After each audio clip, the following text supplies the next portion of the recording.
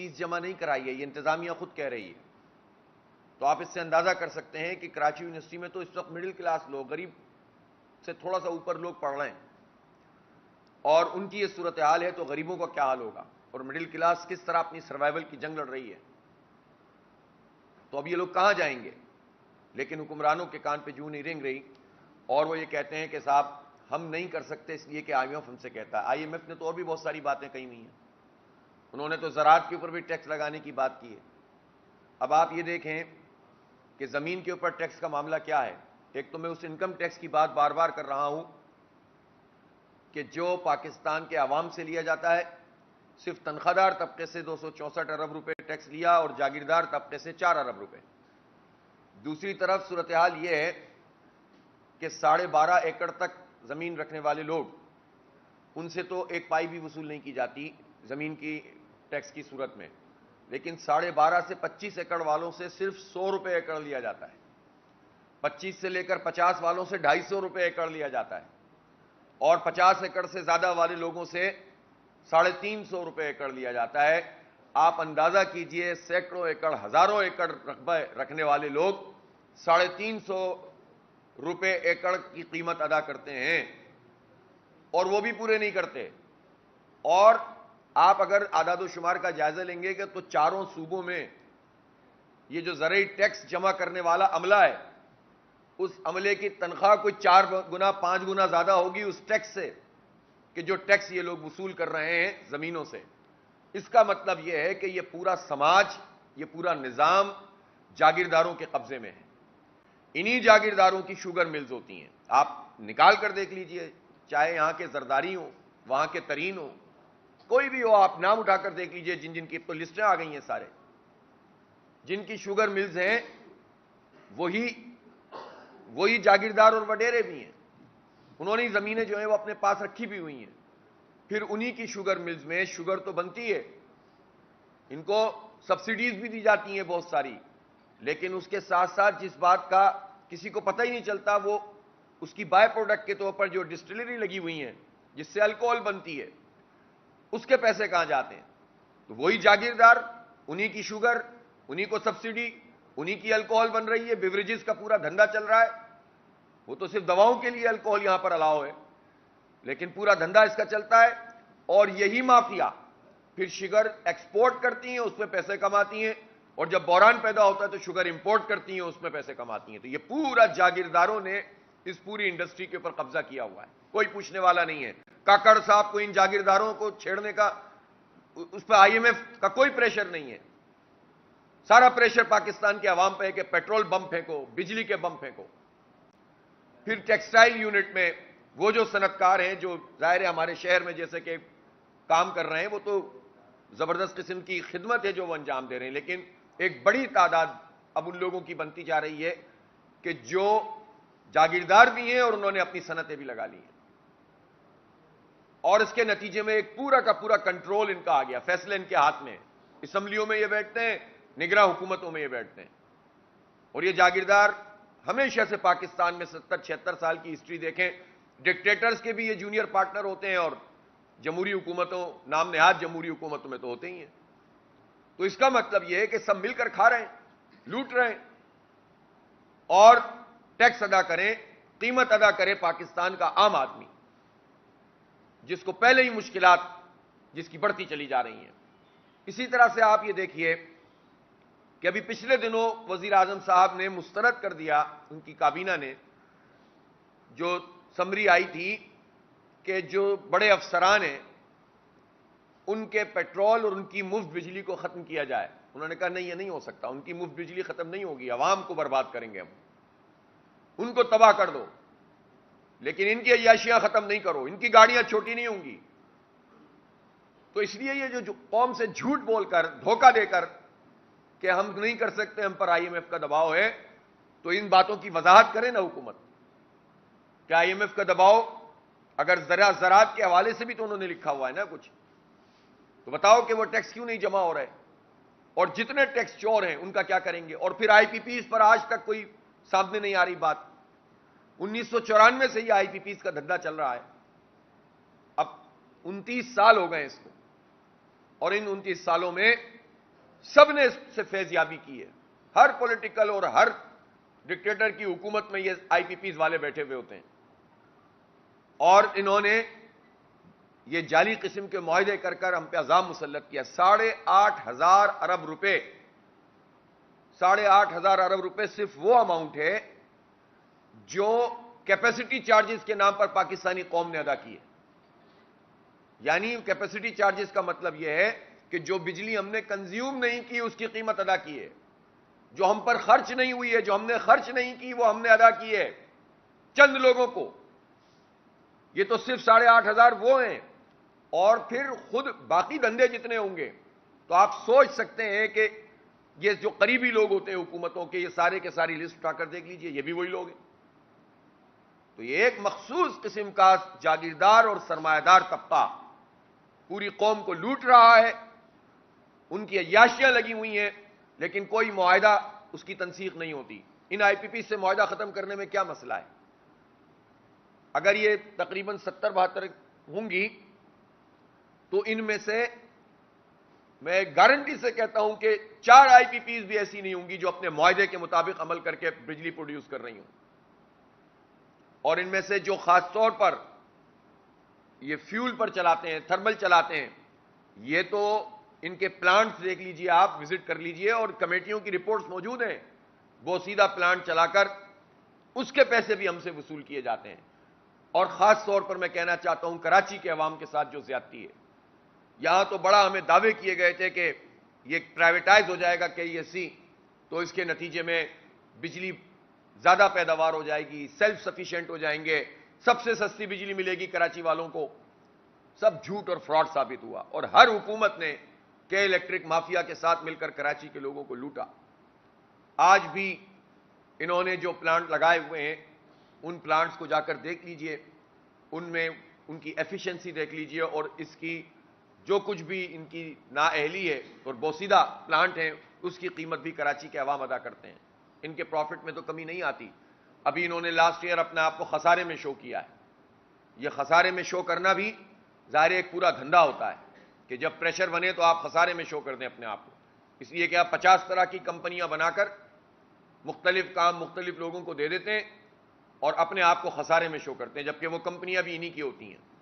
تو یہ جو جھوٹ اور فراڈ اور دھوکے کا پورا نظام چل رہا ہے, یہ چل ہی نہیں سکتا جب تک طاقتور لوگوں کی آشیرواد ان ایسے مافیاز کو نہ ملی بھی ہوں. اس لیے پاکستان کے عوام کے ساتھ یہ زیادتی کیسے قبول کی جا سکتی ہے؟ لیکن حیرت کی بات یہ ہے, ایسا لگتا ہے کہ پاکستان کے عوام پریشان ہیں اور صرف جماعت اسلامی پریشان ہے, باقی کسی کو کوئی پریشانی نہیں ہے. احتجاج کر رہی ہے تو جماعت اسلامی, عوام ان کا ساتھ دے رہے ہیں. ہڑتال پہ الحمدللہ ساتھ دیا لوگوں نے بھرپور, تاجروں نے ساتھ دیا.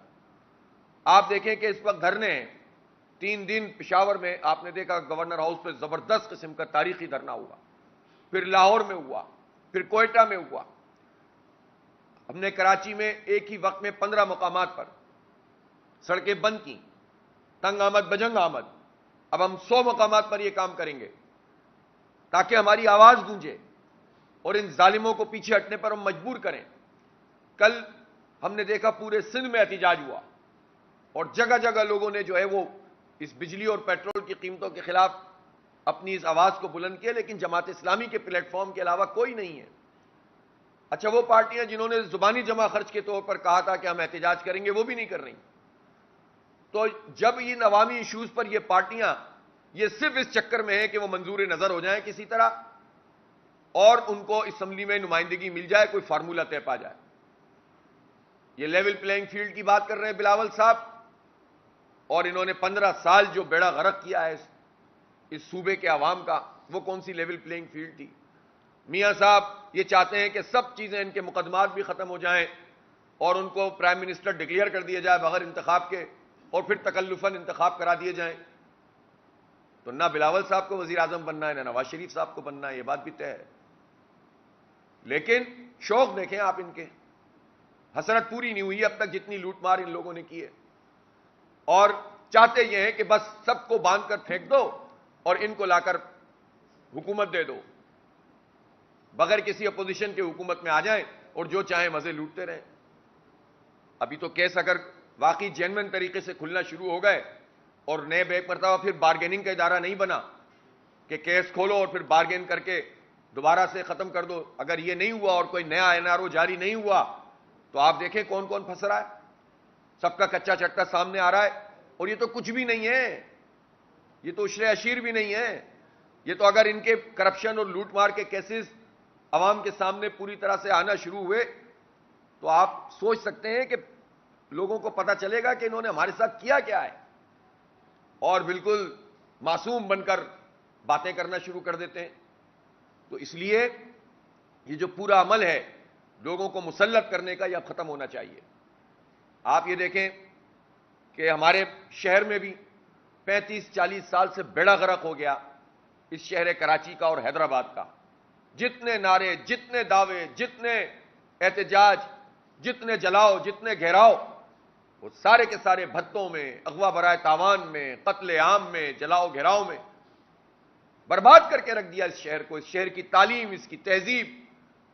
اور پھر وہ سامنے آ کر کہنا شروع کر دیتے ہیں کہ ہم قوم کی خدمت کریں گے اور ہم جو ہیں وہ کراچی کے اور حیدرآباد کے عوام کا مسئلہ حل کریں گے. ہمارا سگنیچر تو یہ ہے کہ ہم قاتل ہیں, ہمارا سگنیچر تو یہ ہے کہ ہم بھتہ خور ہیں, ہمارا سگنیچر تو یہ ہے کہ ہم اغوا برائے تاوان کرتے ہیں. بس جلاؤ, حالانکہ جلاؤ گہراؤ بھی پورا پورا سگنیچر ہے, لیکن اس کے باوجود ہم کراچی کے عوام کی خدمت کریں گے. تو جو اعلانیہ اپنے سگنیچر, اپنے نشان, اپنی علامت اور اپنی پہچان کا دعویٰ کر رہے ہیں انہی میں ہوا بھری جا رہی ہے.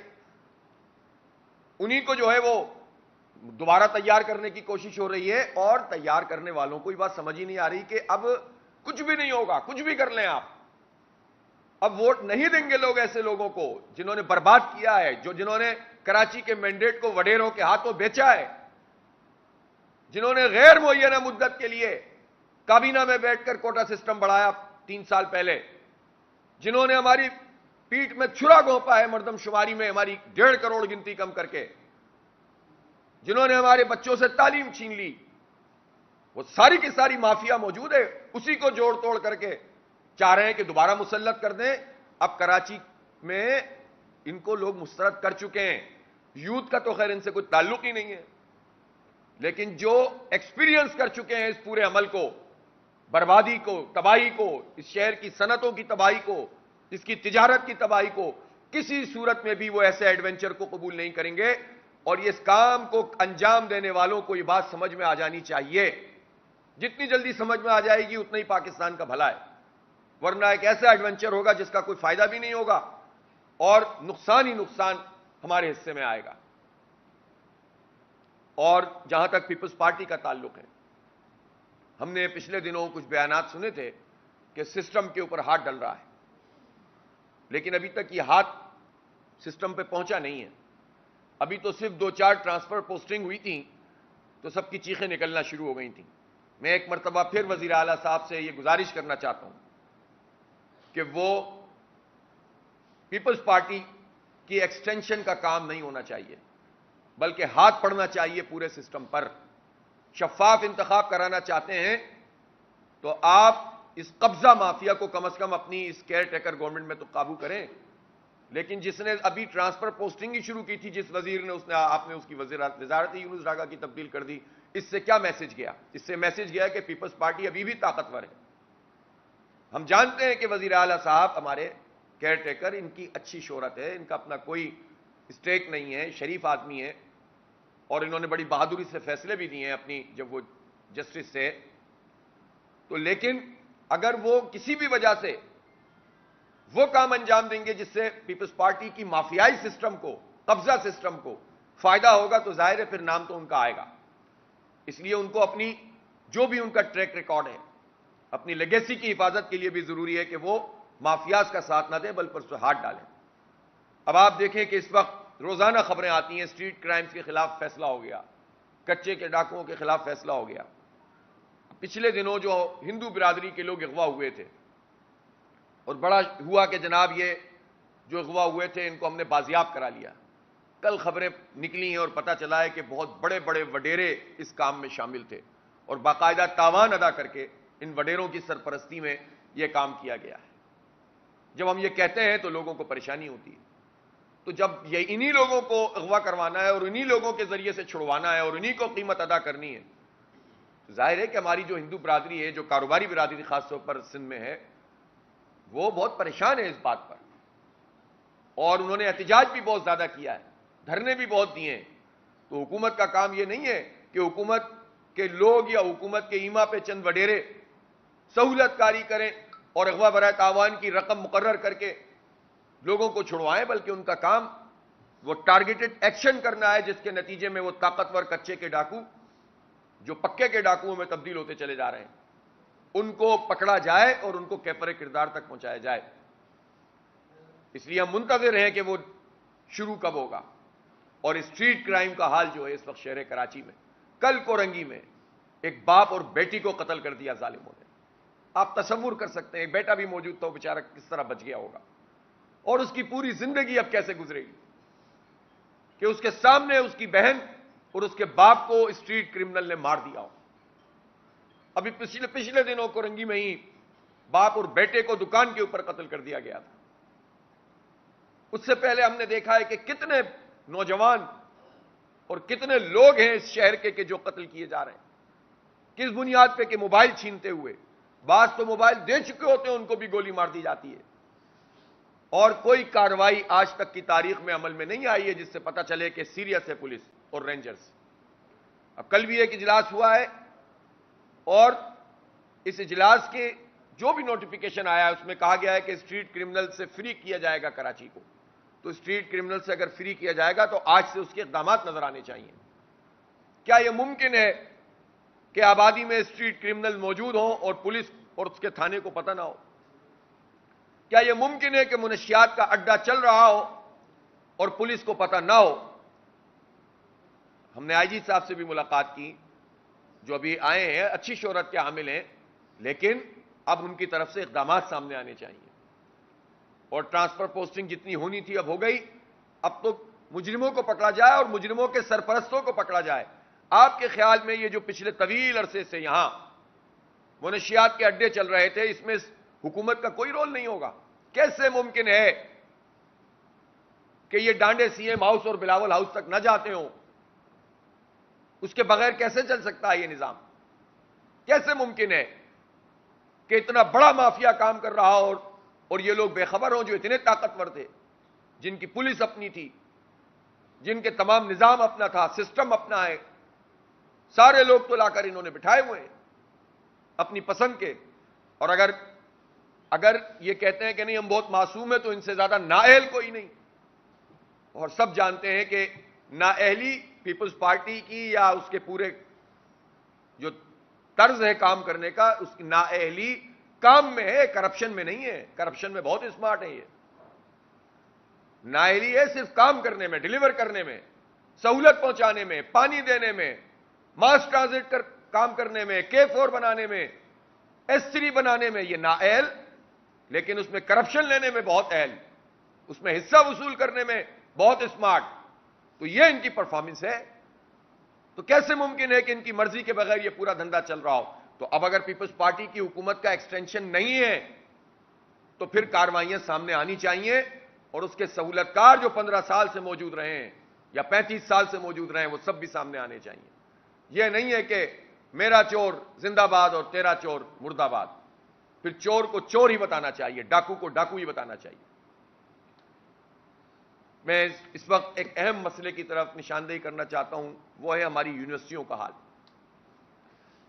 1951 میں کراچی یونیورسٹی بنی تھی، اور یہ جنرل یونیورسٹی ہے۔ اس کے بعد وفاقی اردو کالج کام کر رہا تھا۔ 2002 میں اس کو یونیورسٹی کا درجہ ملا۔ اس پورے 76 سال میں ان دو یونیورسٹیوں کے علاوہ شہر کراچی، جس کی آبادی 3.5 کروڑ ہو گئی، کوئی جنرل یونیورسٹی موجود نہیں ہے۔ بلکہ اس یونیورسٹی کے ساتھ ایفیلیٹ کر کے جو پرائیویٹلی لوگ بیچلر کیا کرتے تھے، وہ سلسلہ بھی، ڈگری پروگرام بھی ختم کر دیا گیا۔ اور اب صورتحال یہ ہے کہ ان یونیورسٹیوں کو بھی تباہ کر دیا ہے۔ گرانٹ ان کو پراپر ملتی نہیں ہے، کئی سال گزر جاتے ہیں، باقاعدہ وائس چانسلر کا تقرر نہیں ہوتا۔ تقرر ہو جائے، اب صورتحال یہ ہے کہ کراچی یونیورسٹی میں اس وقت اساتذہ اسٹرائک پر ہیں. پچھلی مرتبہ بھی انہوں نے اسٹرائک کی. ہم نے ان سے ریکویسٹ کی تھی کہ آپ یہ نہ کریں اس لیے کہ اس سے تعلیم کا حرج ہوتا ہے, اور انہوں نے بھی اس کو ایکسیپٹ کیا تھا. کچھ بات چیت انتظامیہ سے ہوئی تھی, انہوں نے اپنی اسٹرائک کو ختم کیا تھا. لیکن ان کا موقف اب یہ ہوتا ہے کہ 6 سال اگر ہو جائیں اور کراچی یونیورسٹی کی جو سینٹ ہے اس میں بجٹ ہی پیش نہ ہوا ہو تو ہم کیا کریں. تنخواہوں کا بحران پیدا ہو گیا ہے. یہ اساتذہ کی سائٹ پر بات ہے. لیکن آپ لیبارٹریز دیکھیے, آپ جائیے وہاں پر بلڈنگ کا حال دیکھیے, باتھ روم تک پورے نہیں ہیں ڈپارٹمنٹس میں, پانی تک نہیں آتا بہت سارے باتھ روموں میں. باتھ روم ہے تو پانی نہیں آ رہا, گندگی پڑی ہوئی ہے. یہ کراچی یونیورسٹی ہے, یہ ڈاکٹر عبد القدیر خان والی یونیورسٹی ہے. کراچی یونیورسٹی پہلے NID کالج ہوا کرتا تھا. یہ کراچی یونیورسٹی ہے کہ جس کا حال یہ ہے کہ اس کی جو بجٹ ہے وہ پیش نہیں ہو رہا, اور فیسوں کا حال یہ ہے کہ 70% طلبہ نے فیس نہیں دی ہے. اس میں نااہلی بھی شامل ہے انتظامیہ کی, اور اس میں حالات بھی شامل ہیں. فی اسٹرکچر ریوائز ہونا چاہیے. یہ یونیورسٹیاں سرکار کی اس لیے نہیں ہوتی کہ سارا کا سارا بوجھ طلبہ پہ ڈالا جائے. طلبہ کو دے کیا رہے ہیں؟ ایک زمانہ تھا جب بہت معمولی سی فیس ہوتی تھی, اور اس وقت آج سے 30 سال پہلے 150 125 بسوں کا فلیٹ چلتا تھا. اور جب کے مقابلے میں تعداد کتنی بڑھ گئی, اور آپ جا کر بسیں دیکھیں لٹکتے پھرتے ہیں بچے اور بچیاں. کتنے لوگ تو جاں بحق ہو چکے ہیں. کوئی پوچھنے والا نہیں ہے, کوئی سرکار ہے یہاں پر. یہ پرفارمنس ہے ان کی. اور جب ہم گرانٹ دیکھتے ہیں تو اپنی پسند کی چند یونیورسٹیوں کو, جہاں پر کچھ سیکولر اور اس ٹائپ کے لوگ بیٹھے ہوئے ہیں جو پاکستان کے تشخص کو مٹانے کی بات کر رہے ہیں, ان کو ریسرچ کے نام پر بڑی گرانٹ دی جا رہی ہے. میں تمام حقائق کو لے کر آئیں گے انشاءاللہ آپ کے سامنے. اور جو یہ جامعات ہیں جنہوں نے ہمیشہ پاکستان کے غریب اور مڈل کلاس لوگوں کو اپلفٹ کیا اور اس کے نتیجے میں پاکستان کا نام روشن کیا, ان کو برباد کر کے رکھ دیا. تو یہ کیا صورتحال ہے؟ اس ملک میں کون لوگ ہیں جو فیصلے کر رہے ہیں؟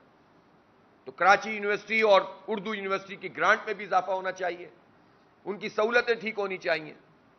اساتذہ اور وائس چانسلر شیخ الجامعہ کو بیٹھ کر بات کرنی چاہیے, اور شیخ الجامعہ کو بڑے پن کا مظاہرہ کرتے ہوئے ان تمام چیزوں کو ایڈریس کرنا چاہیے.